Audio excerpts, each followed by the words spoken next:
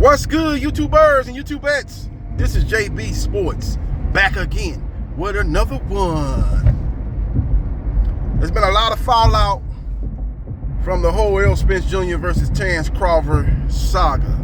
There's been a lot of backlash on both sides in regards to the reasons why this fight, mega fight, failed to come to fruition. As Terrence Crawford a few days ago said that he wants to get a fight at the end of the year and that he will be taking on WBO welterweight contender, top 10 contender, David Avenesian on BLK Prime. That Errol Spence didn't really want to fight as bad as he wanted to fight, that he negotiated a fight with Al Heyman, who represents the PBC, who was the head of the PBC, and Errol Spence Jr., and he communicated with them that he wanted to fight by the end of the year. Well, Terrence Crawford, you could have fought Errol Spence Jr.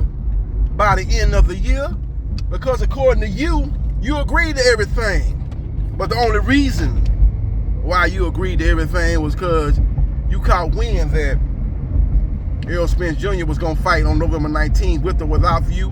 You didn't like that, so you said, okay, I agree to everything. And the PBC is holding up the fights. And then you started negotiation, I guess renegotiating with the PBC, but you agreed to everything, Terrence. So why is you still in negotiations with the PBC if you agreed to everything? Then you say you want to oversee expenses. You was going to get 35% of the net revenue. Now all these people out here saying that Terrence Crawford was getting no guarantee.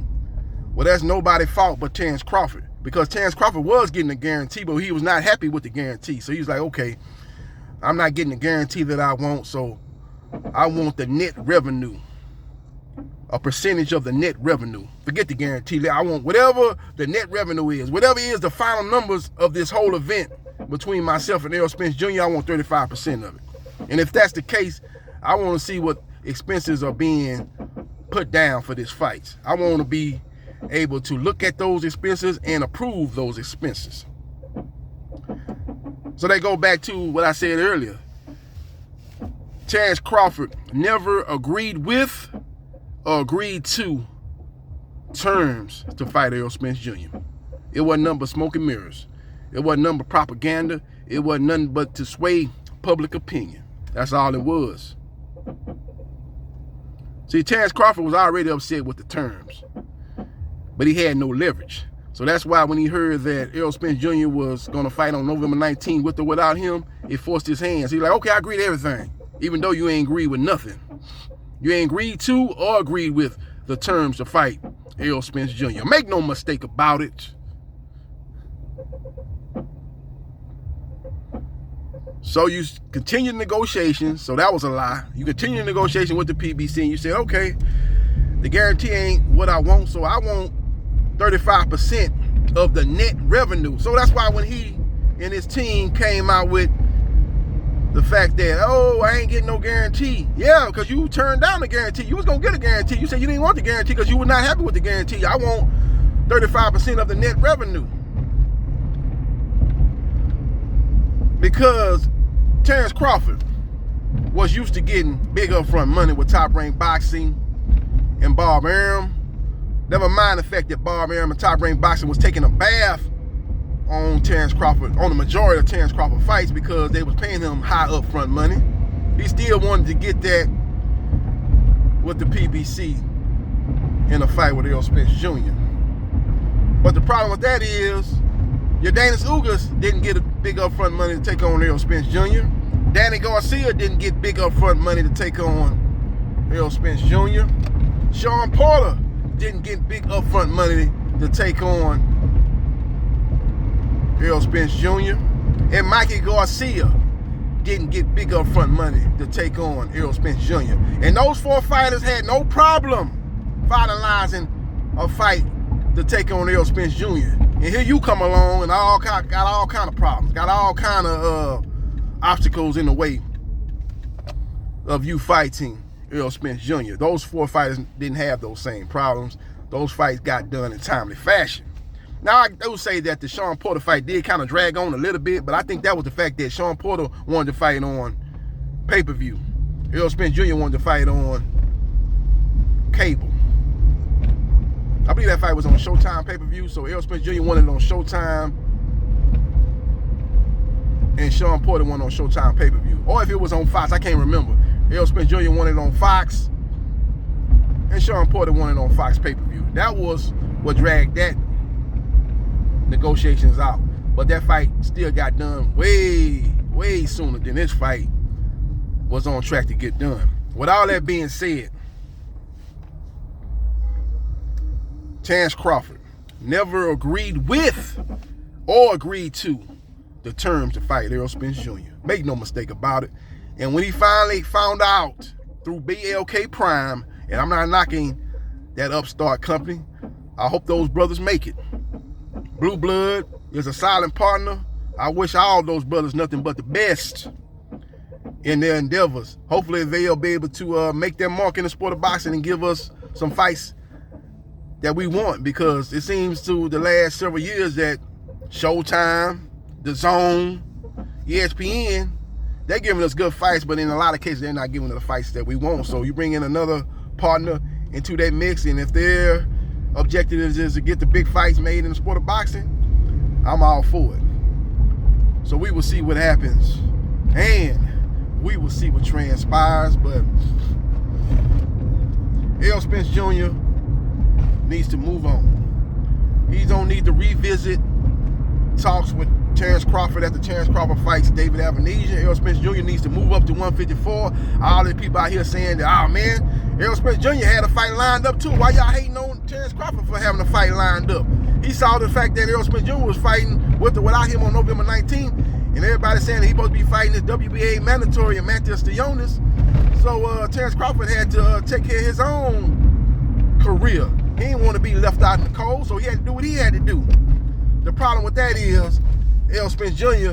ain't fighting the Matheus Stionis at 147. Errol Spence Jr. told you guys that he either fighting Terence Crawford, he moving up. And that's what's going to be the case. I believe his next fight is going to be above the welterweight limit, whether it be at 154 fighting one of the top contenders in the junior middleweight division, or at a catchweight at 155 taking on the the WBA military. The WBA middleweight champion, Ezri Landry Lara. The regular WBA middleweight champion, Ezri Landry Lara. Now, Lara's in negotiations with Danny Garcia. They're in the preliminary stage. So we'll see if that fight does come to fruition. But if you're looking out for your fighter, that means Team Lara, and you're looking to get the biggest bag. The biggest bag is a fight with Errol Spence Jr. over a fight with Danny Garcia. It's a bigger fight monetarily wise, and it's a bigger fight legacy wise. You'll be beating a unified welterweight champion, one of the biggest names in the sport of boxing, Errol the True Spence. So we will see what happens, and we will see what transpires. Terence Crawford got that deal with BLK Prime. Once he got that deal, he really let his feelings known in this whole situation. See, when you know you got that money locked in, you know you're going to get that $10 million, you can really poke your chest out. You can really let them people know what you really feel about them. It's almost like, you know, when somebody been drinking and they drunk and they say, hey, man, I don't like you, man. You a bum. You ain't shit. Your family ain't shit. You know what I'm saying? You've been living off your mama. You've been working 10 jobs every year. You ain't responsible. You ain't about nothing.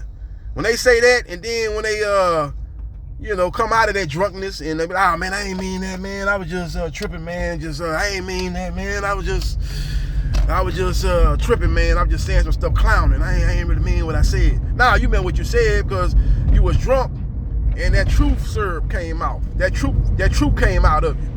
You let me know what you really felt about me. That's the same can be said with the Terence Crawford, because when he got that $10 million locked in to fight David Avenesian, then he came out to make the PBC look bad, saying that, oh man, I was negotiating with Errol Spence Jr. and Al Heyman, And it's a damn shame that Errol Spence Jr. didn't want to fight as bad as I wanted. And the PBC, you know, they was trying to drag the fight out until February. And I told them explicitly that I wanted to fight by the end of the year. You know, this, that, and the third. You're on a crusade to make Errol Spence Jr. look bad and the PBC look bad. You done already called them slave master. You done already said they wasn't trying to make the fight. See, on one instant you say that Errol Spence Jr. really didn't want to fight as bad as you wanted to fight. But a few days ago, you said that Errol Spence Jr. wants to fight, telling your fans to not get on Errol Spence Jr., that the PBC is the holdup. So who's stopping the fight from happening? Is it the PBC, or is it Errol Spence Jr. really don't want to fight as bad as you want to fight? Come on, Crawford. You are a walking contradiction.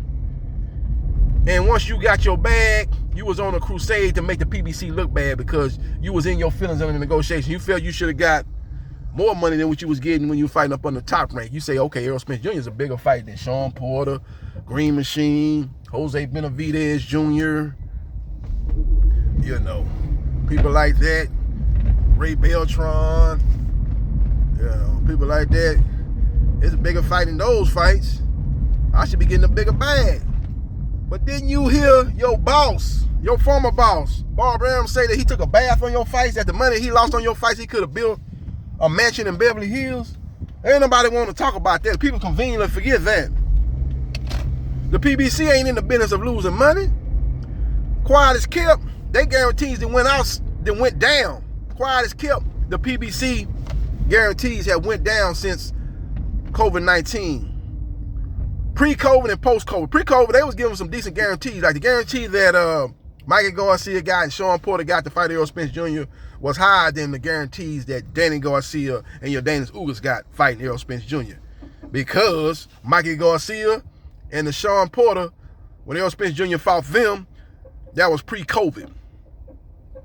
When Danny Garcia and your Daniel Ugas fought Errol Spence Jr., that was post-COVID. So the guarantees actually went down more than that. So this was actually what happened. The PBC offered Terence Crawford a guarantee. Make no mistake about it. He's saying he ain't getting no guarantee. The reason why he ain't getting no guarantee because he turned down a guarantee. He said, I want a revenue. I want a percentage of the net revenue. Whatever the final numbers is, I want 35% of it. That's why I want to oversee and approve these expenses. That's what he agreed to. It wasn't the fact that the PBC say, all right, man, you're going to fight Errol Spence Jr., you ain't getting no guarantee. That wasn't the case. That was not the case. That was not the case. But the guarantee that they offered him was similar to the guarantee that they offered Jordanis Ugas. You know, around $1.5 million guarantee. They probably, you know, I ain't going to say they offered him that low. They probably gave him a little bit more, but it wasn't a lot more. You know, the PBC, what they do is they give their fighters 90% of the pay-per-view. 90% of the pay-per-view go to the two fighters that are headlining their cards. And that's how you make your money. So they was offering him probably, you know, they probably did give him maybe $2-3 million. I ain't gonna say they gave him $1 million, or $1.5 million, like they gave to Jordanis Ugas and Danny Garcia. They probably gave him a little bit more than that. That might have been the initial guarantee. That might have been the initial offer, but that wasn't the final offer. They probably did up the guarantee, but not much more than what they was giving Jordanis Ugas and Danny Garcia. And what they did offer was, hey, you're going to get 90%. You and Errol going to get 90% of the pay-per-view. The fight does great pay-per-view numbers. At the end of the day, you're going to walk away with way more than you made when you fought Sean Porter, or when you fought Amir Khan, or when you fought Jose Benavidez Jr., or Victor Postal, or Ray Beltran, or any of those guys. At the end of the day, is what is you making ultimately. But Terence Crawford did not want to do that, because if he would have agreed to that, that would have required him to actually promote a fight for once in his life. He would have had to promote a fight. He would have had to go on a multi-city press tour with Errol Spence Jr. to promote the fight, which he probably wasn't keen on doing. He would have to do interviews on ESPN and, you know, Fox, you know, Showtime, and to promote the fight. You know, get on these YouTube channels and promote the fight. And Terence Crawford really ain't trying to do that. Ain't never tried to do that. That's why he liked that deal he had with Top Rank. A Top Rank will give him the upfront money, and all he had to do was show up fight week, you know, and make the fight happen. So we will see what happens, and we will see what transpires. Follow me on Facebook, Gerard.Briscoe.3551. Like, share, and subscribe to JB Sports, the man, the myth, the legend, and I'll holla.